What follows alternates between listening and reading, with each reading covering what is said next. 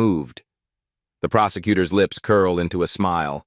Harper's military medals clink against the floor. Zip ties bite into her dark skin. The crowd erupts in whispers. "Terrorist lover!" a voice spits from the gallery. Security Officer Miller grinds his boot into her ankle. "Stay down where you belong." Harper's eyes remain defiant, calculating, waiting. The double doors crash open. Admiral James Sullivan strides in, 4 silver stars gleaming on his shoulders. Every head turns. Every breath stops. Why has an admiral just walked into this civilian courtroom? Lieutenant Commander Harper arrives at the courthouse in civilian clothes. Media vultures circle the entrance. Headlines scream, "Military sniper charged with leaking intelligence." Security scans her twice while white attendees pass through with barely a glance. "Arms up," the guard orders, running the wand over her body a second time. "Standard procedure." Harper's face remains neutral. She notices everything. The extra guards positioned near her. The whispers as she passes. The subtle shifting away from her path. Judge Franklin Wells studies her file with narrowed eyes. His record speaks volumes, harsh sentences for military personnel charged with insubordination. He exchanges a knowing glance with Prosecutor Sandra Blackwell. Old colleagues, same agenda. Harper's court-appointed attorney, Daniel Green, shuffles papers nervously. "They've stacked the deck," he whispers. "The prosecutor used to work with Wells on military cases." Harper maintains perfect posture. Eyes forward. SEAL training visible in every controlled movement. Security Officer Miller shadows Harper's every step, hand resting on his weapon. When she requests water, he pretends not to hear. When a white male defendant makes the same request minutes later, Miller promptly provides a cup. Prosecutor Blackwell approaches the bench. Her opening statement cuts through the room. "The defendant betrayed her country," Blackwell declares. "A decorated operator with unprecedented access who violated sacred trust." She carefully avoids direct references to race while using coded language that paints Harper as an outsider. Someone whose loyalty was always questionable. Harper scans the courtroom systematically. 3 men in the back row catch her attention. Dark suits, military posture, taking detailed notes about everyone present. They don't look like reporters or lawyers. One catches her looking. His eyes narrow. Harper returns her attention to the proceedings, face revealing nothing. Who are the mysterious men watching from the back of the courtroom? Prosecutor Blackwell strides to the evidence table. She produces a stack of papers with theatrical precision. "Exhibit A, Your Honor." She presents emails allegedly showing Harper contacted journalists about civilian casualties during a classified operation. Evidence of treason. Harper studies the documents. The timestamps look wrong. The email headers contain discrepancies. Her mission timeline doesn't match these dates at all. Lieutenant Commander Harper violated her oath and endangered her fellow SEALs, Blackwell declares. She produces a flash drive, holding it up like a smoking gun. "This contains additional evidence of communication with known foreign operatives." Harper's attorney rises halfway from his chair. "Your Honor, we haven't been provided with this evidence during discovery." Judge Wells dismisses the concern with a wave. "The prosecution has latitude given the national security implications." Harper leans forward. "Those aren't my emails. The timestamps don't match our mission schedule." Judge Wells slams his gavel. "You will speak only when addressed directly, defendant." Security Officer Miller moves closer to Harper, hand on his taser. "Need to restrain her, Your Honor?" Sweat beads on Green's forehead as he places a calming hand on Harper's arm. "My client has the right to consult with counsel." Prosecutor Blackwell approaches the bench, voice lowered but still audible. "Your Honor, we have reason to believe the defendant has concealed information about her activities overseas. Permission to treat as hostile?" Judge Wells nods without hesitation. "Granted." Harper's training kicks in. She mentally maps the courtroom. Notes all exits. Counts security positions. Studies the demeanor of each guard. Her gaze returns to the three men still observing from the back row. One speaks quietly into his sleeve. Harper catches Miller watching her assessment of the room. His hand tightens on his weapon. He smiles slightly. The judge's clerk looks uncomfortable, avoiding eye contact with everyone. The court reporter's fingers pause over her keyboard for a fraction of a second when Blackwell mentions classified evidence.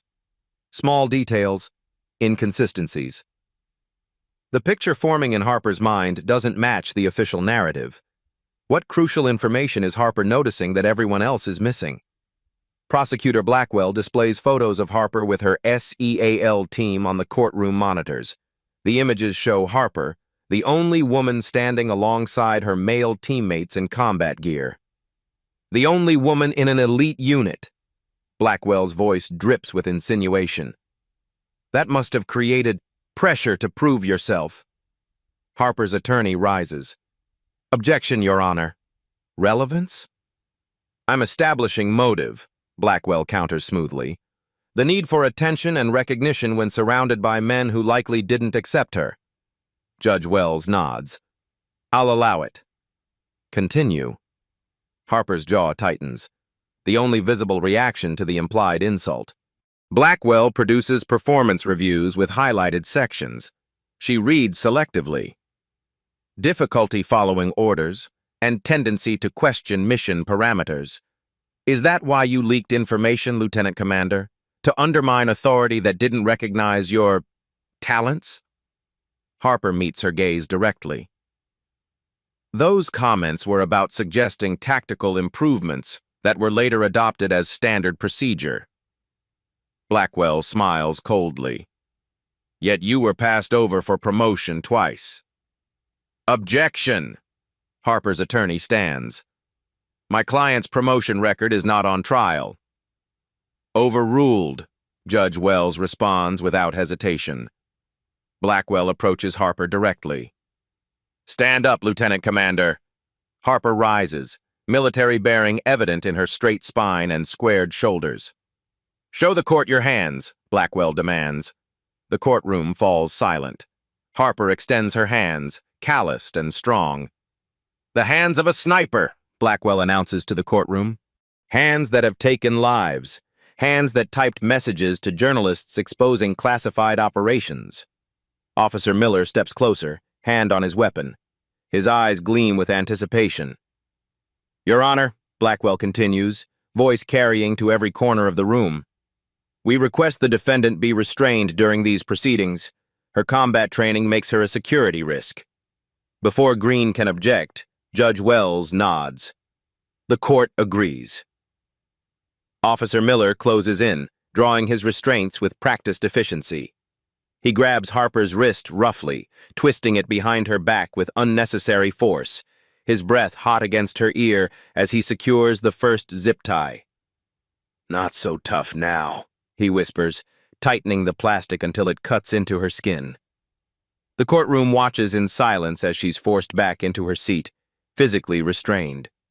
Whispers ripple through the gallery. Someone in the back row snickers. Harper's face remains impassive, but her eyes catalog every face, every reaction. The judge's satisfied nod, the prosecutor's smug smile, the three men in the back row exchanging glances.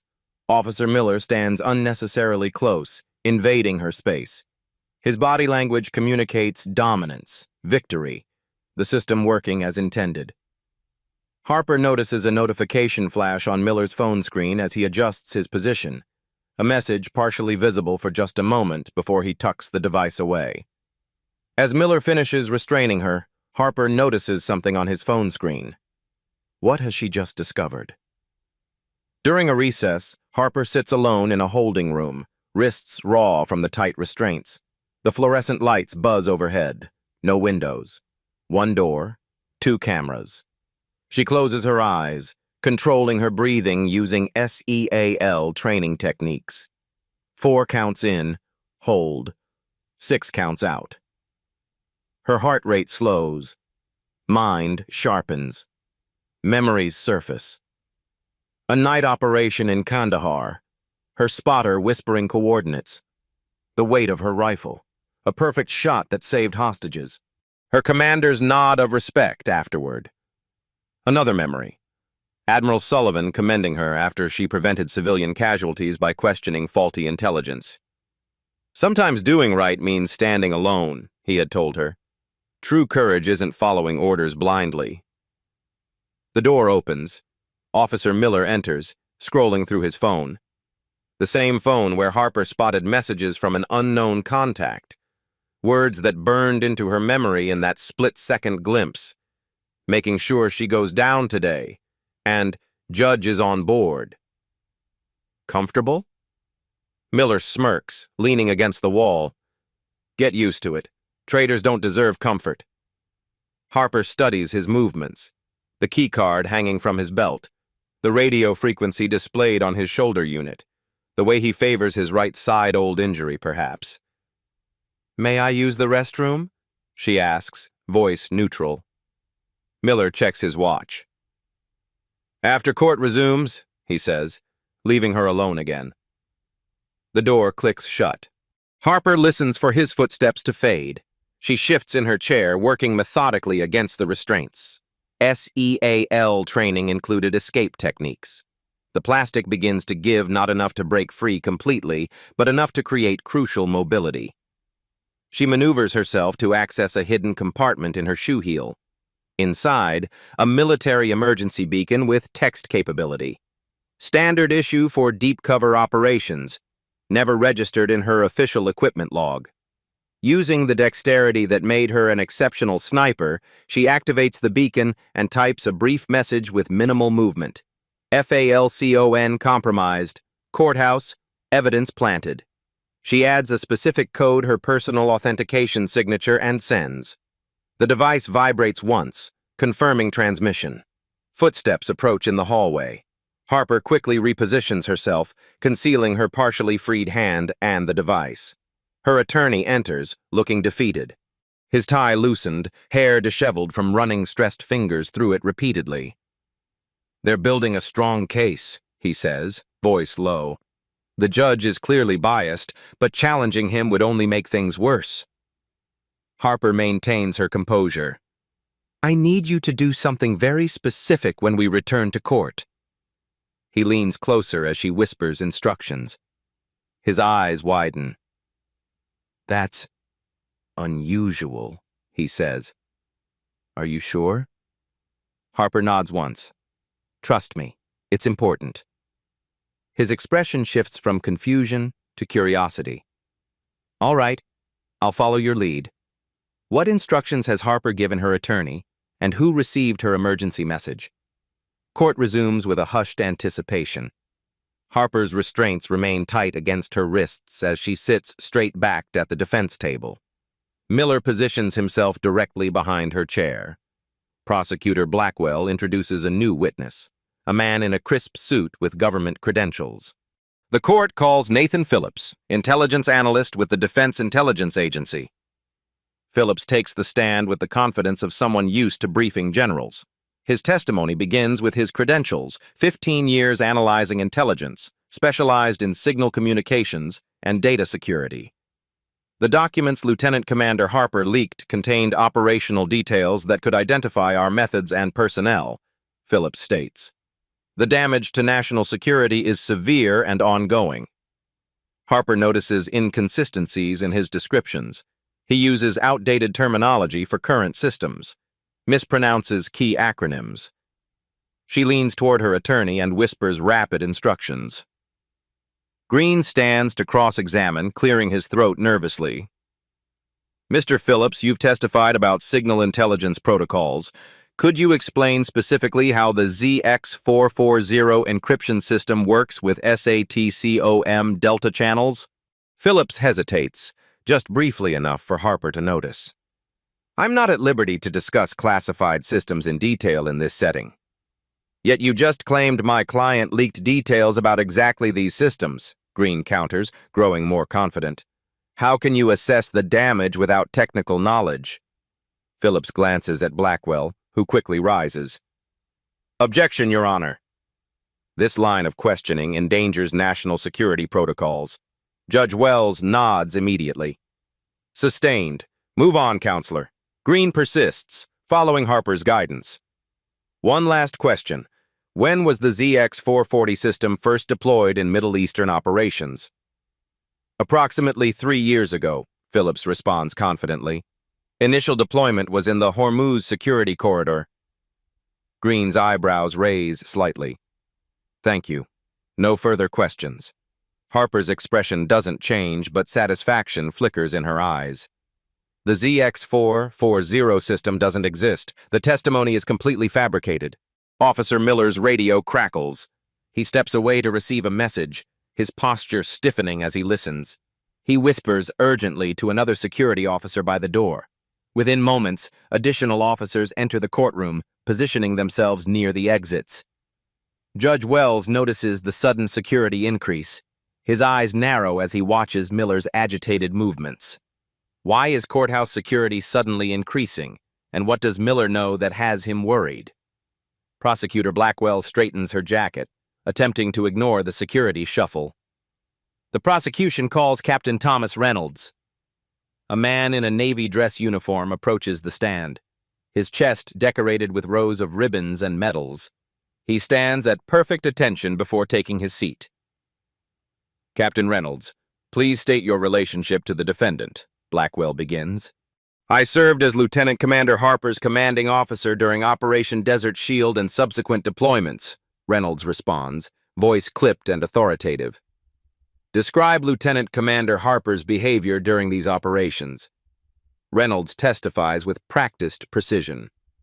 Initially exemplary.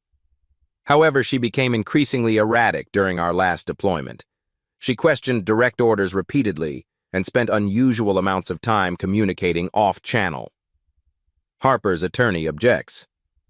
Your Honor, my client's personnel file shows she received a commendation for her actions during this operation. Judge Wells shifts in his seat, eyes darting to the increased security presence. The commendation doesn't preclude problematic behavior. Overruled. Reynolds continues, describing how Harper allegedly accessed classified files without authorization. She spent hours alone with intelligence data that exceeded her clearance level. Harper studies Reynolds carefully. His uniform fits impeccably, too perfect, like it's rarely worn. His posture mimics military bearing rather than embodying it. Most telling, he avoids eye contact with her completely. His ribbons include medals for operations she knows occurred after his supposed command ended. She whispers to her attorney, who stands. Captain Reynolds, could you state your service number for the record? Objection! Blackwell interrupts sharply. Irrelevant and potentially compromising operational security. Sustained, Judge Wells rules immediately. Outside the courtroom, voices raise in the hallway. Officer Miller's radio crackles again. His face pales as he listens to the message. He positions himself closer to the door, speaking urgently into his radio. Harper's attorney follows her instructions, addressing the judge. Your Honor, I request a brief recess to review new evidence that has just been made available to the defense. Judge Wells hesitates, glancing at the commotion developing outside his courtroom. The court will take 15 minutes. As people rise, Harper notices the 3 men from the back row have vanished. Reynolds quickly exits through a side door, avoiding the main hallway. Miller positions himself by the door, hand on his weapon, speaking urgently into his radio. What is causing the commotion outside, and why has the fake captain disappeared during the recess? Court reconvenes with a shifted atmosphere. New faces occupy the gallery. Several military personnel in formal dress uniforms sit with perfect posture in the back rows. Their presence draws curious glances from other spectators. Judge Wells enters looking flustered, his typical commanding presence diminished by frequent glances toward the uniformed observers. Prosecutor Blackwell appears unsettled but continues her performance.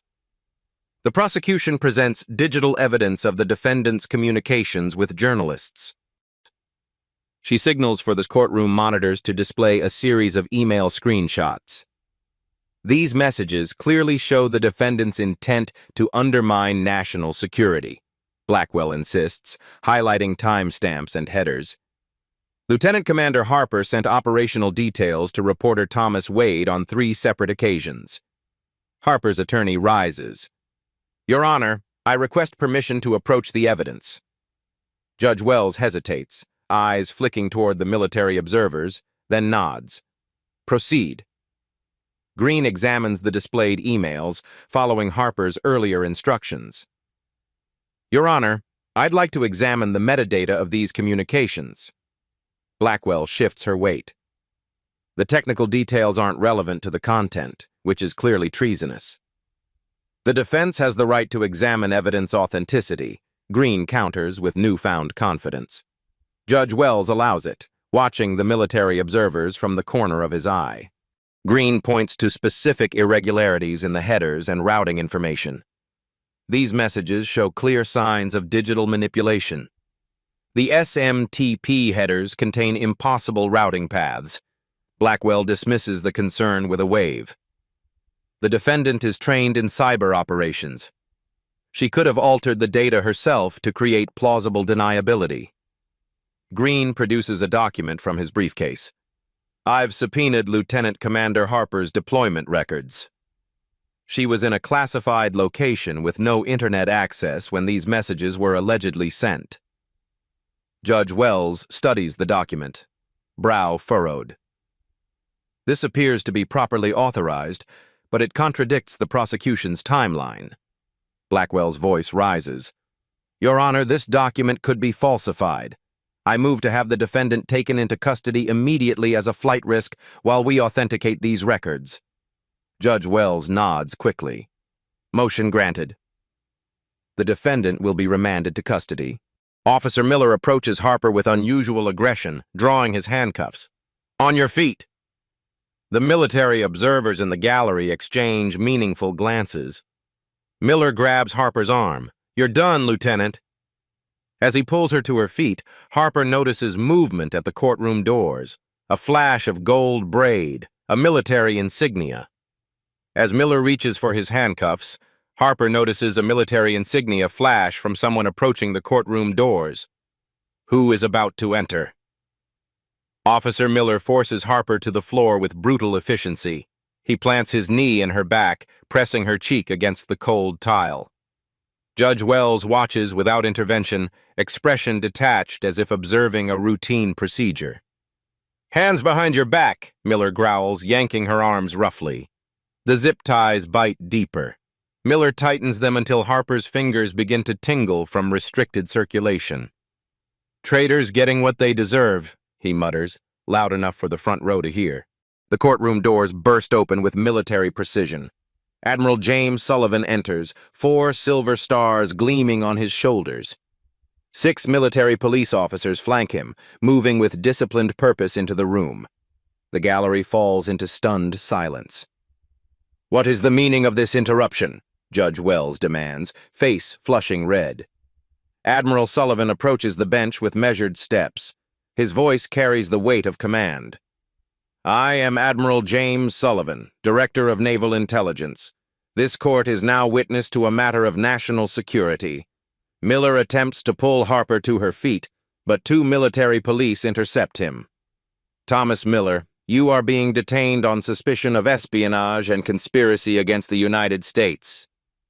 The courtroom erupts in confusion. Spectators rise from their seats. Reporters fumble for their phones. Judge Wells bangs his gavel repeatedly. Order! I demand order. Admiral Sullivan turns toward the bench. Judge Franklin Wells and Prosecutor Sandra Blackwell, you are both named in a federal investigation into obstruction of justice and conspiracy against the United States. Military police move toward the bench and prosecutor's table. Blackwell drops her papers, face draining of color. Harper remains composed as a female officer cuts her restraints. She rises to her feet, rubbing circulation back into her wrists. Admiral Sullivan addresses the stunned courtroom. Lieutenant Commander Alexis Harper is an active-duty intelligence officer conducting a sanctioned counterintelligence operation. Operation Falconer has been tracking a network of compromised officials selling classified information for the past 18 months. The three men who had been observing from the gallery reappear, now flanked by additional agents. One holds up FBI credentials. Judge Wells, Admiral Sullivan continues, your court was selected as the vehicle to discredit Lieutenant Commander Harper before she could complete her investigation. Wells sputters. This is outrageous! I'm a federal judge who has received substantial deposits to offshore accounts coinciding with key rulings in national security cases. One of the FBI agents interjects. Admiral Sullivan turns to Harper. Lieutenant Commander, please brief the court on your actual assignment. Harper steps forward, every inch the elite operator she is. Her voice carries authority that silences the room. For the past year, I've been part of a joint task force investigating information leaks that compromised 3 overseas operations and resulted in the deaths of American personnel. She gestures toward Miller and the now detained fake Captain Reynolds. These individuals are part of a network selling military intelligence to foreign interests. Judge Wells and Prosecutor Blackwell were manipulated into expediting this sham trial to discredit me before I could complete my report. Harper produces the small device from her shoe. This emergency beacon contains documented evidence of their communications and financial transactions. The transmission was received by Naval Intelligence 37 minutes ago. The FBI agents step forward. We've been monitoring all communications in and out of this courthouse, one explains. The evidence is substantial and conclusive. Judge Wells rises from his seat. I had no knowledge of any conspiracy. I was simply following proper judicial procedure based on evidence presented to my court. Blackwell frantically gathers her scattered files. This is outrageous. I was pursuing a legitimate case based on evidence provided through official channels. Harper approaches Blackwell calmly. The evidence was provided by Officer Miller through channels manipulated to appear official. Your eagerness to prosecute blinded you to obvious inconsistencies that any diligent prosecutor would have questioned. Admiral Sullivan addresses the stunned courtroom. Lieutenant Commander Harper is one of our most decorated special operators, with 3 distinguished service medals and a Silver Star. Her apparent leak was carefully crafted disinformation designed to flush out the actual conspirators. Miller struggles against his restraints. She's lying. She's the one who... Silence him, Admiral Sullivan orders, and a military police officer secures a hand over Miller's mouth. As federal agents secure the courtroom, an agent examines Miller's phone. His eyes widen at what he discovers. As federal agents secure the courthouse, what crucial evidence is about to be revealed on Miller's phone? The courthouse transforms into a secured federal crime scene within minutes. FBI agents in windbreakers collect evidence while military intelligence officers establish a command post in the jury deliberation room. Yellow tape cordons off hallways. Armed guards check credentials at every entry point. Lieutenant Commander Harper confers with Admiral Sullivan and 3 intelligence officials in a secured conference room. Screens display surveillance footage, financial records, and communication logs.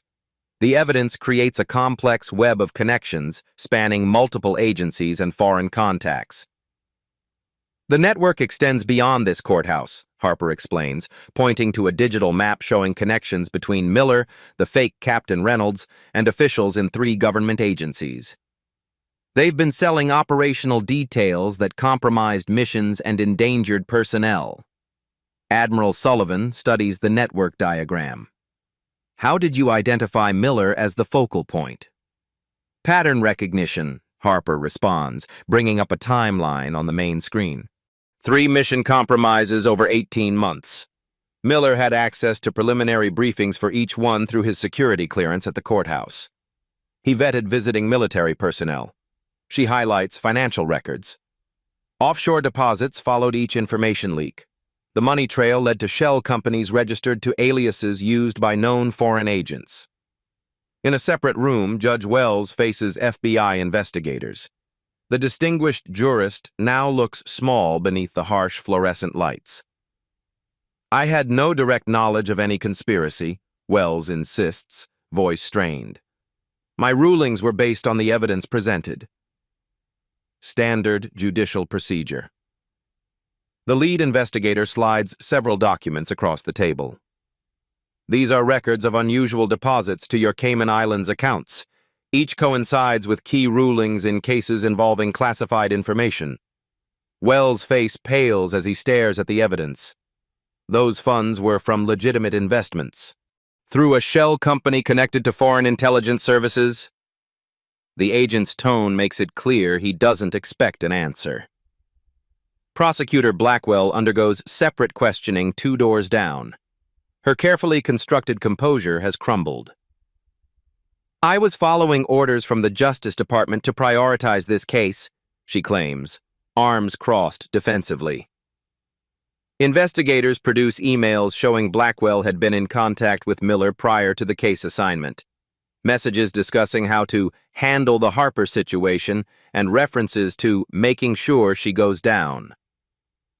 These communications predated any official case assignment, the investigator notes. Care to explain? Blackwell's lips press into a thin line. I want to speak with my attorney. In the courthouse's main conference room, Admiral Sullivan addresses a closed session of military and justice officials. Screens display evidence from Harper's operation. This investigation has revealed systemic vulnerabilities in how we handle classified information and legal proceedings involving intelligence personnel, the Admiral explains. Lieutenant Commander Harper's operation was specifically designed to identify these weaknesses. Harper steps forward, presenting the full scope of her findings. 18 months of meticulous documentation reveals how Miller and his associates exploited biases and procedural loopholes to target military personnel who threatened their operation. They specifically targeted women and minorities in the special operations community, Harper explains, displaying personnel files of previous victims. People whose complaints about discrimination might be dismissed as excuses for poor performance. She brings up transcripts of Miller's communications with associates. They selected targets they believed would be less credible if they raised concerns. A Justice Department official raises her hand. How extensive is this network? Harper displays a comprehensive organization chart. 27 confirmed individuals across multiple agencies. 15 additional persons of interest still under investigation. Outside the courthouse, media vans line the street. Reporters broadcast live updates about major developments in what they're calling a courthouse coup. Social media explodes with partial information and speculation. The FBI director arrives, entering through a secure basement entrance. He joins the briefing in progress. All cases handled by Judge Wells and Prosecutor Blackwell over the past 5 years need immediate review, he announces after being briefed. We're establishing a special task force to identify patterns of judicial misconduct and prosecutorial overreach. Harper brings up a slide showing 3 previous military defendants whose careers were destroyed by similar tactics. These individuals were specifically targeted after they noticed irregularities in intelligence handling. All 3 were women or minorities in special operations roles, Admiral Sullivan adds. All 3 raised concerns about information security that were dismissed as excuses for performance issues. The FBI director nods grimly. We'll prioritize reviewing these cases. In the evidence room, technicians analyze Miller's phone. His communications reveal a sophisticated network using courthouse security positions to gain access to classified information. Texts to foreign contacts include mission details, personnel rotations, and equipment specifications sold to the highest bidder. He specifically targeted Lieutenant Commander Harper after she flagged unusual access patterns in mission briefings, a technician explains to the lead investigator. Her position as a female SEAL made her both dangerous to their operation and unlikely to be believed if she raised concerns. By evening, the operation expands to multiple locations. FBI teams execute simultaneous search warrants at the homes of 12 suspects. Military police secure offices at 3 different installations. Evidence collection teams catalog documents, devices, and financial records. The Director of National Intelligence arrives at the courthouse for a briefing. "How far up does this go?" he asks Admiral Sullivan. "We've identified connections to a Deputy Assistant Secretary of Defense," Sullivan responds. "Evidence suggests higher-level involvement, but we're still developing concrete links." Harper updates her presentation with new information streaming in from ongoing raids. The conspiracy specifically exploited gaps between military justice, civilian courts, and intelligence oversight. "Gaps we need to close immediately," the DNI confirms. As night falls, the operation continues. Harper works alongside intelligence analysts, connecting new evidence to her 18 months of undercover work. The picture grows clearer with each passing hour. In a holding cell, Miller sits alone, refusing to cooperate with investigators. The fake Captain Reynolds has already begun talking, offering information in exchange for leniency. Judge Wells contacts prominent defense attorneys, all of whom decline to represent him after learning the nature of the charges. Prosecutor Blackwell's office is sealed as evidence. Her cases dating back 5 years are flagged for review. At midnight, Harper finally takes a break. Admiral Sullivan joins her in the courthouse cafeteria. "You took an enormous risk," he says quietly. "If your beacon hadn't transmitted—" "It wasn't the only failsafe," Harper replies. "I had 3 backup plans." Sullivan nods. "That's why you're the best. But 18 months undercover, knowing you were being targeted." Harper sips her coffee. "Someone had to stop them. They cost lives with their leaks. Good operators died because of compromised intelligence." "The Secretary of Defense wants to meet with you tomorrow," Sullivan informs her. "This goes higher than we initially thought." Harper's expression remains professional, but determination flashes in her eyes. "Then we keep going until we find every last one of them." As investigations widen, which high-ranking government official is about to be implicated in the conspiracy? 2 weeks later, Miller and his co-conspirators face a military tribunal in a high-security courtroom on the naval base. Armed guards stand at every entrance. No recording devices allowed. No public spectators. Harper sits in the front row, dress uniform immaculate, watching justice unfold. Miller slumps in his seat, prison jumpsuit replacing his former security uniform. The confident smirk vanished, replaced by hollow-eyed desperation. His attorney leans close, whispering urgently. "My client wishes to cooperate," the attorney announces. "He has information on bigger players in this conspiracy in exchange for consideration in sentencing." The lead prosecutor remains stone-faced. "The United States has already compiled an extensive case. Your client's cooperation, while welcome, isn't necessary for conviction." Miller's attorney persists. "My client was a minor participant following orders from higher authorities. He can name names that haven't yet surfaced in your investigation." Harper listens silently. Her testimony completed yesterday 5 hours of detailed evidence presentation that left no room for doubt about Miller's central role. "Officer Miller personally selected targets for discreditation or prosecution," she had explained, displaying his communication logs. "He manipulated evidence and exploited biases within the justice system to silence those who might expose his operation." The tribunal calls Miller to testify. Under the weight of overwhelming evidence, his carefully constructed facade crumbles completely. "I was recruited," he insists, voice breaking. "They said it was counterintelligence work, identifying potential security risks." He glances at Harper. "They said no one would believe a black woman over established authorities." The lead prosecutor's voice cuts like a blade. "You received over $2 million in offshore accounts. That's not payment for counterintelligence work." Miller crumbles further. "They specifically targeted Harper because her exemplary record made her both dangerous to our operation and unlikely to be believed if she raised concerns." The tribunal members exchange glances. One leans forward. "Who recruited you initially?" Miller names a senior Defense Department official. The room falls silent. Across town, Judge Wells faces the Judicial Conduct Committee. His distinguished career ends not with retirement honors, but with disgrace. The committee's findings leave no room for ambiguity. Gross misconduct unbecoming a federal judge. Wells is forced to resign from the bench, his judicial legacy in ruins, his offshore accounts frozen, his reputation destroyed. In another hearing room, Blackwell faces the Bar Association Ethics Committee. Her law license suspended pending full investigation. Disbarment proceedings already underway. "I was manipulated," she claims, but the evidence tells a different story.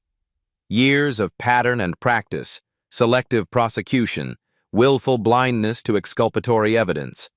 The fake Captain Reynolds, now identified as former intelligence analyst Robert Cooper, cooperates fully. Discharged for security violations 3 years earlier, he had been recruited to impersonate military personnel when needed. "We successfully discredited 3 other whistleblowers," he admits. "All were following proper channels to report security concerns." The tribunal orders all 3 cases reopened. 3 careers to be restored. 3 lives to be rebuilt. As the hearings conclude, news breaks across Washington. Deputy Assistant Secretary of Defense William Harrington taken into custody based on evidence recovered from Miller's encrypted communications. 20-year career. Presidential appointments in 2 administrations. Now facing charges of espionage and treason. Harper watches the announcement on a monitor outside the tribunal room. No satisfaction shows on her face, only the grim determination of a mission still in progress. Admiral Sullivan approaches. "Harrington's not the top. There's someone else." Harper nods. "I know. The communication pattern suggests someone with even higher access." "The investigation continues," Sullivan confirms. "But first, you're due at the Pentagon." With the conspiracy unraveled, what unexpected recognition awaits Harper at the Pentagon? 1 month later, Lieutenant Commander Harper testifies before a congressional hearing on systemic vulnerabilities in military justice and intelligence operations. The packed chamber falls silent as she approaches the witness table. C-SPAN cameras broadcast her testimony nationally. She wears her full dress uniform, medals gleaming under the harsh lights. Her composure remains unshakable as committee members direct questions about the conspiracy and its implications. "The intersection of classified information, military justice, and civilian courts creates dangerous blind spots," Harper explains, her clear voice carrying throughout the chamber. "These gaps were deliberately exploited to target personnel who threatened to expose corruption." She indicates her prepared materials. "I've outlined 12 specific vulnerabilities that enabled this conspiracy to operate undetected for years." The committee chair leans forward. "Lieutenant Commander, in your assessment, were these vulnerabilities accidental or deliberately maintained?" "Both, Senator," Harper responds without hesitation. "Some resulted from well-intentioned separation of powers. Others were deliberately preserved by those who benefited from the lack of oversight." Harper presents a comprehensive reform proposal on the chamber's displays. The document reflects weeks of work with legal, intelligence, and military experts. "We need independent oversight of cases involving classified information," she recommends, highlighting key sections. "And we must address how implicit bias makes some personnel more vulnerable to being discredited when they report concerns." A senator interrupts. "Are you suggesting our military justice system is systemically biased?" Harper meets his gaze directly. "I'm stating that the data shows personnel from underrepresented groups face disproportionate scrutiny when raising security concerns. The evidence is in your briefing package, page 42. Admiral Sullivan testifies after Harper, supporting her findings. Lieutenant Commander Harper's experience highlights critical failures in our systems. Her recommendations deserve serious consideration if we want to prevent future compromises. The hearing concludes with bipartisan support for immediate reforms. Within days, the Defense Department announces the creation of a new oversight division focused on protecting intelligence personnel from malicious prosecution. Headlines track the rapid implementation. Military Justice Reform Bill Clears Committee. New authentication protocols for classified evidence. Mandatory bias training for military judges and prosecutors. Harper is appointed as Special Advisor to the Implementation Committee. She works 16-hour days alongside military justice experts and civil rights advocates, ensuring the reforms address both technical vulnerabilities and human factors. The 3 wrongfully discredited operators receive public apologies and reinstatement with back pay. Their cases become case studies in the new training protocols. A bipartisan coalition pushes legislation codifying the new protections. The Intelligence Personnel Integrity Act moves quickly through committee markups. At the Justice Department, a special review team examines hundreds of national security cases for similar patterns of abuse. 5 additional prosecutions are already being reopened. As Harper leaves a committee meeting, she receives a message from Admiral Sullivan. White House tomorrow, 0900, presidential recognition. As Harper leaves the congressional hearing, what unexpected opportunity is about to change her career trajectory? 6 months later, Commander Alexis Harper promotion ceremony held at the White House itself stands at the Naval Academy podium. The spring sunshine glints off the brass buttons of her uniform as she addresses the graduating class. 400 midshipmen hang on her every word. "Your training has prepared you for combat and crisis," she tells them, voice carrying across the parade ground. "But your character will be tested in ways no training can anticipate." The audience includes Admiral Sullivan, key members of Congress who championed the reforms, and several former justice officials who helped implement the new protective protocols. In the front row, the 3 exonerated operators sit as honored guests. "In my 15 years of service," Harper continues, "I've faced enemy fire, impossible mission parameters, and extreme physical conditions. But the greatest challenge came from within our own systems." She speaks without notes, drawing on lived experience that now shapes military policy. "In the field, your enemy is obvious, but sometimes the greatest threats to our nation and values hide behind authority and procedure, behind credentials and traditions that seem beyond question."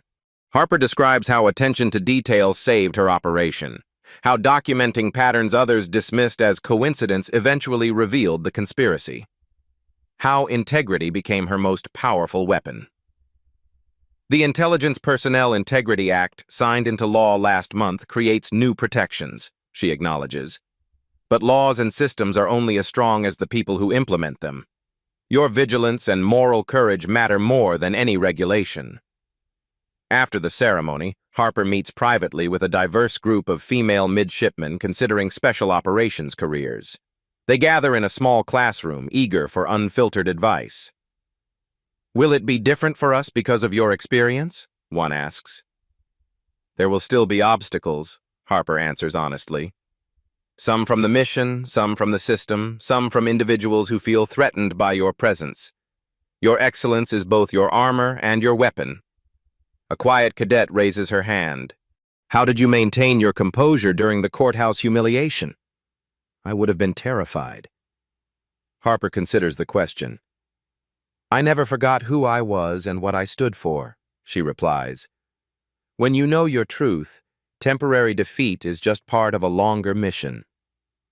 The reforms Harper helped implement have already identified and prevented 2 similar attempts to manipulate military justice proceedings. The Congressional Oversight Committee has become a model for other branches of government. Her former attorney, Daniel Green, has been appointed to a special counsel position reviewing cases of potential judicial misconduct. As she leaves the Academy grounds, Harper pauses to watch the midshipmen drilling on the parade ground, the rhythmic precision of their movements against the backdrop of centuries-old buildings. Tradition meeting the future. Captain Lisa Rodriguez, another pioneering female officer, joins her. "Hard to believe it was just last year you were facing prison," she comments. "Now you're reshaping the entire system." Harper watches the formation execute a perfect turn. The system works when good people refuse to be silenced. Rodriguez smiles. They're already calling it the Harper Doctrine in the Pentagon. Trust but verify, especially when verification is discouraged. Harper turns away from the parade ground. Let's hope they remember why it was necessary. As they walk toward the waiting car, Rodriguez hands Harper a folder. The secretary has a new assignment for you. International liaison. Helping Allied forces implement similar reforms. Harper accepts the folder without opening it. There will be time for new missions tomorrow. Today belongs to those who stood firm when everything seemed lost.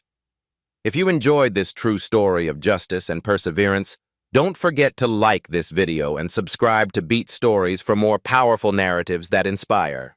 Hit that notification bell to never miss our weekly uploads of real-life drama and triumph.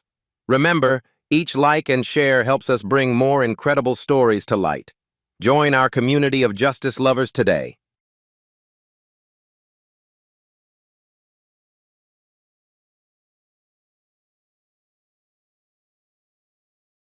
Sometimes the most powerful revolutions don't come with noise, just one person standing their ground. At Beat Stories, we highlight those moments that shift the balance. If this story moved you, hit subscribe, because every week we bring real stories that shake the system.